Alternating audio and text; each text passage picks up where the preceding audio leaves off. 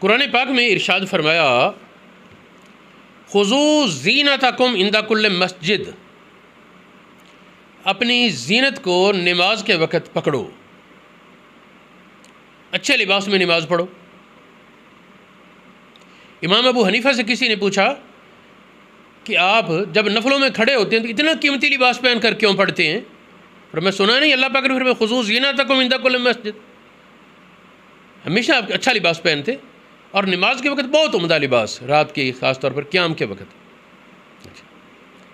ایک یہ آیت سورۃ اعراف میں آیت نمبر 31 ہے، اس کے ساتھ اگلی آیت میں فرمایا من حرم زینت اللہ التی اخرج لعبادہ، کس نے حرام کیا اللہ کی زینت کو جو اس نے اپنے بندوں کے لیے نکالی۔ ان آیتوں کی حوالہ دینے کی ضرورت مجھے اس وجہ سے پڑی، ہمارے دور میں ایک گروہ ایسا سامنے آیا جنہوں نے یہ کہنا شروع کر دیا کہ مرد کو بناؤ سنگار کرنا، خوبصورتی، اچھے لباس پہننا، خوبصورت بننے کی کوشش کرنا حرام ہے، یہ تو عورتوں کا کام ہے، مردوں کے لیے تو لائق ہی نہیں خوبصورتی کا تصور یا خیال، پھوڑ بنے رہیں جو مرضی بنے۔ اچھا، کوئی پھر بعد فقہا کو بھی اس بات سے بڑے مرعوب ہوئے، انہوں نے کہا جی زینت نہ اپنائے بندہ، جمال اپنا لے۔ اللہ کے بندہ زینت اور جمال کا فرق بھی تو سمجھاؤ،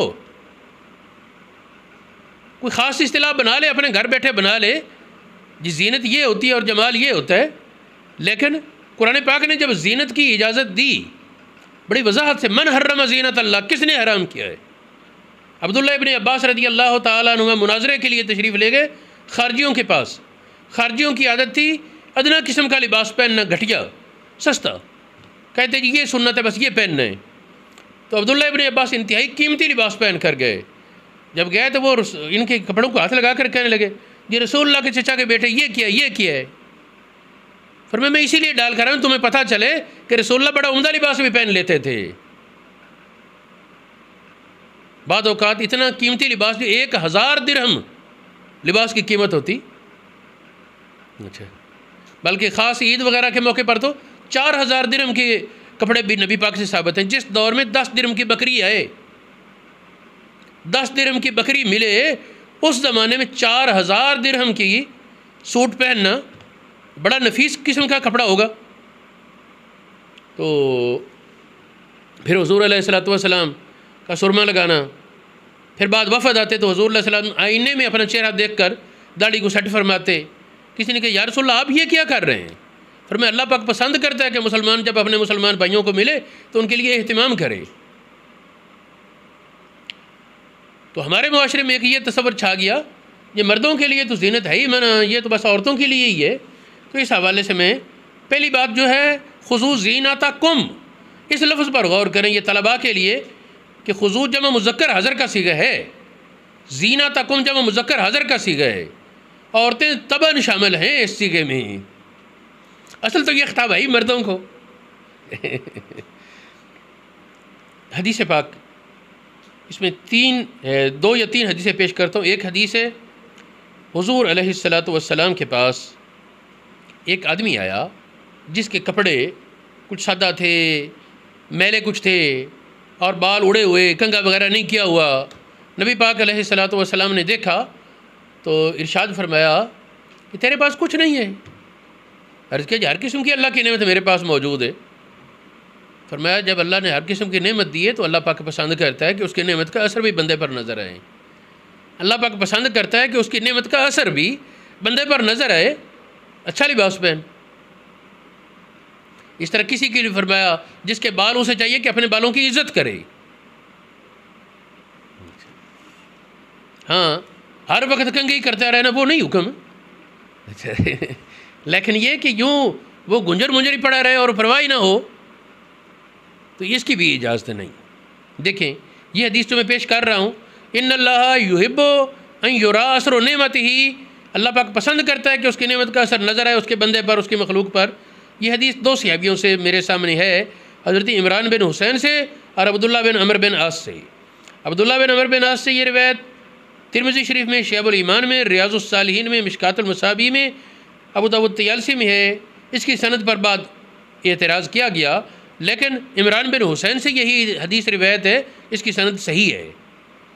یہ مسند احمد بن حنبل میں، مشکل الاثار امام طحاوی میں، الترغیب و ترہیب میں اور مشکات شریف میں یہ حدیث موجود ہے، مشکات المصابیح میں دونوں سے ہے، عبداللہ بن عمر سے بھی اور عمران بن حسین سے بھی۔ یہ عمران بن حسین والی روایت یہ صحیح سند سے ثابت ہے۔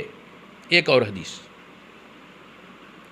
نبی پاک علیہ السلام تکبر کی مذمت بیان فرما رہے تھے، تکبر کرنے والا جنت کی وہ نہیں سونگے گا اور اس طرح کی باتیں۔ ایک آدمی کھڑا ہوا، عرض کی یا رسول اللہ، میں یہ بات پسند کرتا ہوں کہ میرا لباس، میرے کپڑے ممتاز ہوں، میرا جوتا اچھا ہو، میری سوٹی اچھی ہو، میں نئی چیز اور عمدہ چیز، امتیازی چیز رکھنا چاہتا ہوں، یا رسول اللہ یہ تکبر بنتا ہے؟ آپ نے فرمایا نہیں، یہ تکبر نہیں۔ فرمایا ان اللہ جمیل یحب الجمال، اللہ پاک جمال والا ہے، جمال کو پسند فرماتا ہے۔ یہ حدیث ترمذی شریف میں، مسند ابن حبان میں، طبرانی کبیر میں، طبرانی اوسط میں، مسند احمد بن حنبل میں، مستدرک امام حاکم میں، مسلم شریف میں، ابو یعلا موصلی میں، مجمع الزوائد میں۔ تو مسلم شریف اور مسند احمد بن حنبل کی سند صحیح ہے۔ پھر اسی حدیث میں ایک عبارت یہ ہے کہ ایک آدمی نے عرض کیا یا رسول اللہ، کوئی آدمی پسند کرتے اس کے کپڑے اچھے ہوں، جوتا اچھا ہو، یہ تکبر بنے گا؟ فرمایا نہیں، ان اللہ جمیل یحب الجمال۔ اب دیکھا جی یہاں دونوں جگہ مرد پوچھ رہا ہے، نبی پاک نے یہ نہیں کہا مردوں کو کیا بنا بھائی زینت سے، یہ تو عورتوں کا کام ہے، نبی پاک نے ایسے نہیں کہا۔ اچھا، یہ حدیث مشکل الآثار ابن ماجہ اور ابن حبان میں مذکور تھی۔ پھر دیکھیں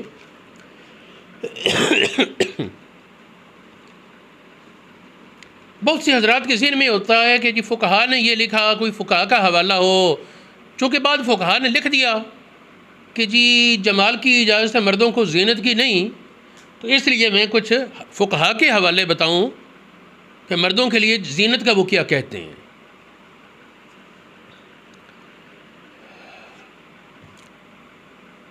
محیط برہانی میں اور کئی اور کتابوں میں مسئلہ ذکر ہے، کوئی آدمی صرف اتنا کپڑا پہن لے جس سے سترے عورت ہو، ناف سے زانوں تک چھپ جائے، باقی ننگ دڑنگ نماز پڑھے۔ انہوں نے کہا نماز ہو جائے گی لیکن اس نے مکروہ کیا، برا کیا ہے۔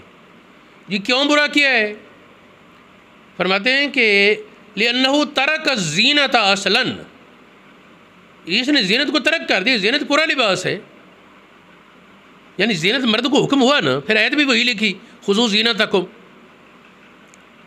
الرجل اذا ستر مقدار ما ذکرنا، عورت کی مقدار کو ڈھانپ لیا، وصلی کذالک، اسی طرح پڑھ لی نماز، نہ سر پر کچھ ہے، نہ پیٹ، نہ سینہ، نہ کمر، نہ گڈوں کے نیچے، باقی یہ ہے کہ زانوں اور ناف کے درمیان یہ ڈھانپا ہوا ہے۔ فرمایا کانا مسیان، اس نے برا کیا، لأنہ ترک الزینۃ اصلا، اس نے زینت مکمل ترک کی۔ والمصلی مامور بیاہ، نمازی کو حکم ہے کہ زینت پکڑے۔ پھر دیکھیں امام محمد کی کتاب القصب، اس میں ہے، مبسوط سرخسی میں ہے کہ اگر عمدہ لباس سردیوں میں پہنے، گرمیوں میں پہنے جو پسینے کو جذب کر لے اور جسم کو کھردرا نہ لگے، بعد نے کہا جی گرمیوں میں پسینے کی مجبوری ہے پہن لے، سردیوں میں نہیں اجازت نرم لباس پہننے کی، کھردرا ہی پہنے۔ تو امام محمد کہتے ہیں سردیاں گرمیاں سب وہ عمدہ لباس پہن سکتا ہے، اس میں کوئی ممانعت نہیں۔ دلیل کیا دیتے ہیں؟ پہلی بات شرط ایک لگاتے ہیں، اذا کان اکتسبہ من حل، حلال کمایا ہو، یہ مہنگا کپڑا ہوتا تھا نا، حلال کمایا، یہ شرط ہے۔ لقولہ تعالیٰ کل من حرم زینت اللہ التی اخرج لعبادہ، اللہ نے جو زینت اتاری اس کو کون حرام کرتا ہے؟ پھر دیکھیں یہ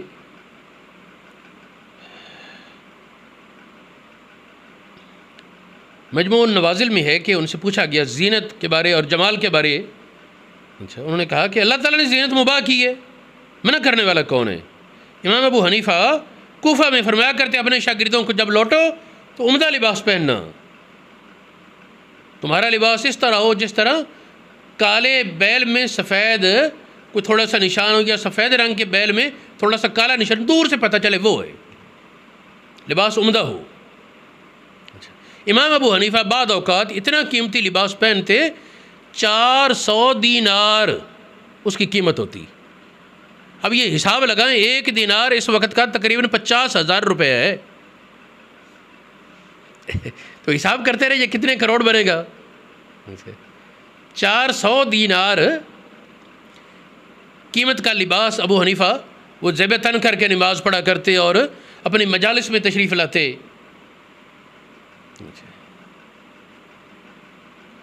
تکبر یہ ہے کہ دوسرے کو حقیر جاننا اور باطل پر ڈٹ جانا۔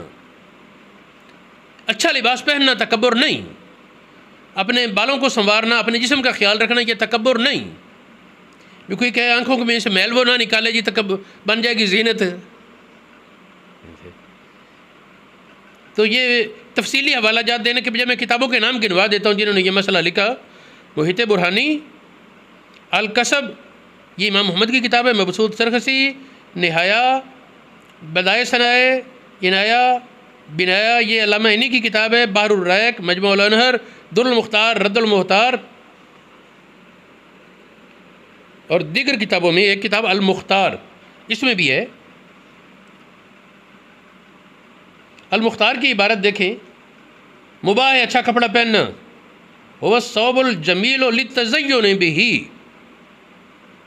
زینت اپنانے کے لیے اچھا لباس پہننا، فی الجمع والاعیاد و مجامع الناس، لوگوں کی اجتماعات میں اور عیدوں میں اور جمعہ میں آنے کے لیے قیمتی لباس، سونا لباس پہننا۔